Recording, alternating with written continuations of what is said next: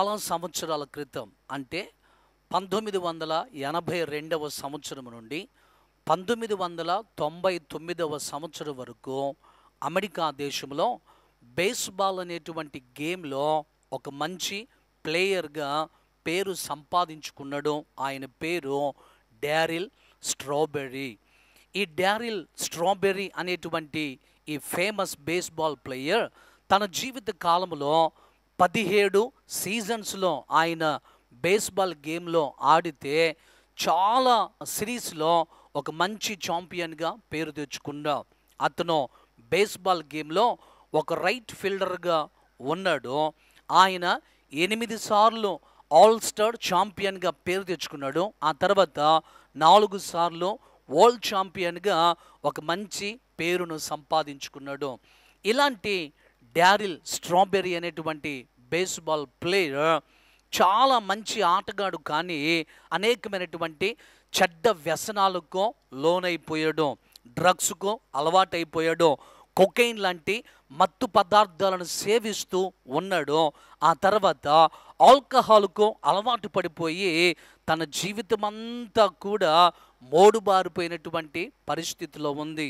ఆయన అంటాడు, నాకు అన్నీ ఉన్నాయి కానీ మనస్సులో నేనేదో శాంతి లేకుండా నా జీవితంలో ఒక ఎంటీనెస్ ఉంది అని చాలాసార్లు బాధపడుతూ ఉండేటువంటి వాడు. అలాంటి డారిల్ స్ట్రాబెర్రీ గారికి ఒక మంచి తల్లిగారు ఉంది. ఆ తల్లిగారు ఎప్పుడూ కూడా తన కుమారుడైనటువంటి డారిల్ ప్రభువును తెలుసుకోవాలి అని, చెడ్డ అలవాట్లన్నిటి నుండి విడిపించబడి ప్రభువుని స్వంత రక్షకునిగా అంగీకరించాలి అని ఆ తల్లిగారు ప్రార్థన చేస్తూ ఆమె 55 సంవత్సరాల వయసులో ఉన్నప్పుడు చనిపోయింది. ఆ తర్వాత ఈ డారిల్ స్ట్రాబెర్రీ గారి యొక్క సతీమణి కూడా వారి కొరకు ప్రార్థన చేస్తూ ఆ డారిల్ రక్షింపబడాలి అని, ప్రభువుని రక్షకునిగా అంగీకరించాలి అని ఆమె కూడా ప్రార్థన చేస్తూ ఉండేది. ఒక రోజున లాస్ ఏంజల్స్ అనేటువంటి ప్రాంతంలో ఒక కన్వెన్షన్ జరుగుతూ ఉంది. ఈ కన్వెన్షన్లో దేవుని యొక్క సువార్తను అందించడానికి ఒక ప్రఖ్యాత సువార్థికుడు, ఆయన పేరు మోరిస్ సెరెల్లో అనేటువంటి ఒక దైవజనుడు దేవుని యొక్క వాక్యమును అందించడానికి వచ్చారు. ఆ కన్వెన్షన్లో వీక్ ఎండ్లో ఈ డారిల్ స్ట్రాబెర్రీ తన భార్యతో కలిసి ఆ కన్వెన్షన్లో దేవుని మాటలు వినడానికి వెళ్ళినప్పుడు, ఇప్పుడు దైవజనుడు ఎవాంజలిస్ట్ అయినటువంటి మోరిస్ గారు దేవుని యొక్క సువార్తను అందిస్తూ ఉన్నప్పుడు దేవుని మాటలు విన్నాడు. దేవుని మాటలు విన్న తర్వాత తాను చేసేటువంటి తప్పులు ఏవైతే ఉన్నాయో అవన్నీ కూడా దేవునికి విరోధమైనవి, దేవునికి వ్యతిరేకమైనటువంటివి. ఇలాంటి చెడ్డ అలవాట్ల ద్వారా నా జీవితాన్ని నేను పాడు చేసుకుంటూ ఉన్నాను, నా శరీరాన్ని నేను మలినం చేసుకుంటూ ఉన్నాను, అంత మాత్రమే కాదు కానీ ప్రభువుకి వ్యతిరేకంగా బ్రతుకుతూ ఉన్నాను అని ఆ దేవుని మాటలు విన్నప్పుడు చాలా పశ్చాత్తాపపడ్డాడు. దేవుని మాటలో తన జీవితంలో గొప్ప కార్యము జరిగించినప్పుడు తన పాపాలన్నిటినీ ఒక్కసారి జ్ఞాపకం చేసుకుని కన్నీరు కార్చి దేవుని సన్నిధిలో ప్రార్థన చేసి నేను పాపిని అనేటువంటి సత్యాన్ని గ్రహించాడు. ఆ రాత్రి తన జీవితంలో దేవుడు జరిగించిన ఒక గొప్ప కార్యం ఏంటి అనంటే తన జీవితంలో గొప్ప పరివర్తన మార్పు కలిగింది. ఆ రాత్రి ప్రసంగం అయిపోయిన తర్వాత ఎవరైతే దైవజనుల్లో మోరిస్ గారు దేవుని మాటలు అందించారో ఆయన అన్నాడు, రేపు ఉదయకాలమున ఆదివారపు ఆరాధనకు మీరందరూ కూడా రండి. ఎవరైతే రేపు ఆదివారపు ఆరాధనలో పాలుపంపులు పొందుతారో నేను దేవుని వాక్యమును అందించిన తర్వాత ప్రతి ఒక్కరి మీద చేతులుంచి ప్రార్థన చేస్తాను అని అన్నప్పుడు డారిల్ స్ట్రాబెర్రీ గారు మరుసటి ఆదివారమున దేవుని మందిరానికి వచ్చారు. దైవజనులో మోరిస్ గారు దేవుని యొక్క వాక్యమును అందించడం, చాలా బలమైనటువంటి సందేశాన్ని అందించిన తర్వాత డారిల్ దేవుని మందిరములో చక్కగా కూర్చొని దేవుని వాక్యమును విన్నా, దేవుని మాటల చేత తన హృదయాన్ని నింపుకొని ఆ దినమున చెప్పలేనంత ఆనందాన్ని, సంతోషాన్ని తన జీవితంలో పొందుకున్నాడు. ఆ తర్వాత వర్తమానం అయిపోయిన తర్వాత దైవజనులు మోరిస్ గారు ప్రతి ఒక్కరి మీద చేతులు ఉంచి ప్రార్థన చేస్తూ ఉన్నప్పుడు ఇప్పుడు డారిల్ స్ట్రాబెర్రీ గారు కూడా దైవజనుని దగ్గరికి ప్రార్థన చేయించుకోవటానికి వచ్చారు.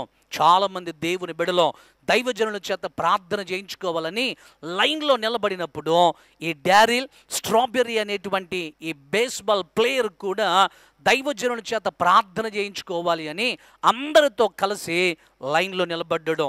ఇప్పుడు దైవజనుడు అందరి కోసం ప్రార్థన చేస్తూ డారిల్ స్ట్రాబెర్రీ గారికి కూడా ప్రార్థన చేశాడు.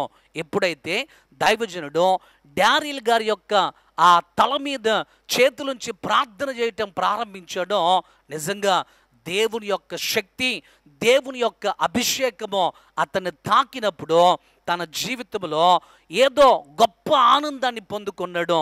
ఆ తర్వాత ఆయన అంటాడు కదా, దైవజనుడు నా కోసం ప్రార్థన చేస్తున్నప్పుడు నా శరీరంలో ఏదో రివర్, జీవ జల నది పొంగి ప్రవహిస్తున్నట్లుగా ఉంది.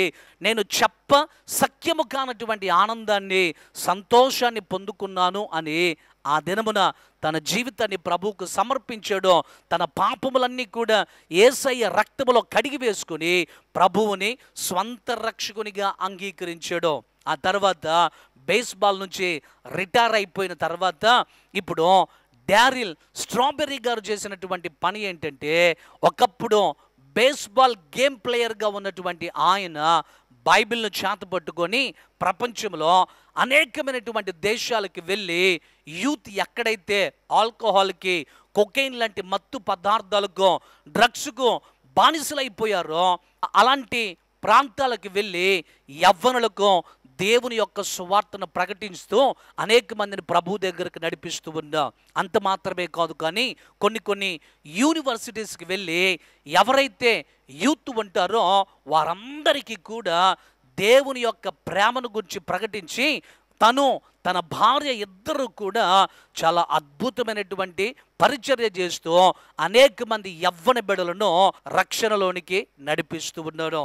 ప్రియులారా, ఎందుకు ఈ డారిల్ స్ట్రాబెర్రీ అనేటువంటి ఈ బేస్బాల్ ప్లేయర్ గురించి మీకు జ్ఞాపకం చేస్తూ ఉన్నాను అనంటే, ఈ రోజున ఒకవేళ డారిల్ వలె ఎలాంటి బలహీనతలో నువ్వుంటూ ఏ విషయంలో నీవు సాతానుకు బందీగా మారిపోయావో ప్రభువు నిన్ను గమనిస్తూ ఉన్నాడు. నీ ప్రతి బంధకము నుంచి ప్రభు వారు విడిపించాలి అని ఏ లోక ఆశల చేత నీ జీవితాన్ని మలినం చేసుకొని దేవునికి విరోధంగా, వ్యతిరేకంగా బ్రతుకుతూ ఉన్నావో, నీవు చిక్కుకున్నటువంటి ప్రతి సాతాను యొక్క కోరల నుండి ఏ విషయాల్లో నీవు బందీగా ఉండిపోయావో, సాతాను యొక్క కట్ల చేత బంధింపబడి ఉన్నావో, ప్రతి సాతాను యొక్క బంధకము నుండి ప్రభువారు నీకు విడుదలనిచ్చి నీకు ఒక మంచి శ్రేష్టమైనటువంటి జీవితాన్ని, ఒక ఉన్నతమైనటువంటి జీవితాన్ని ప్రభు నీకు అనుగ్రహించేటువంటి దేవుడై ఉన్నాడు. ఆయన మహిమ కొరకు నిన్ను వాడుకోవాలి అని, ఆయన తన పని కొరకు నిన్ను వినియోగించుకోవాలి అని, ఆయన పని కొరకు నిన్ను ఒక సాధనముగా, ఒక పనిముట్టుగా ప్రభువారు వాడుకోవాలని ఇష్టపడుతూ ఉన్నాడు. కనుక నీవు ఎలాంటి బంధకములలో ఉన్నావో నా ప్రభు అయినటువంటి యేసయ్య నీ ప్రతి బంధకము నుంచి నిన్ను విడిపించి విమోచన కలుగు చేసి తన పని కొరకు ప్రభువారు నిన్ను ఉపయోగించుకొనుగాక.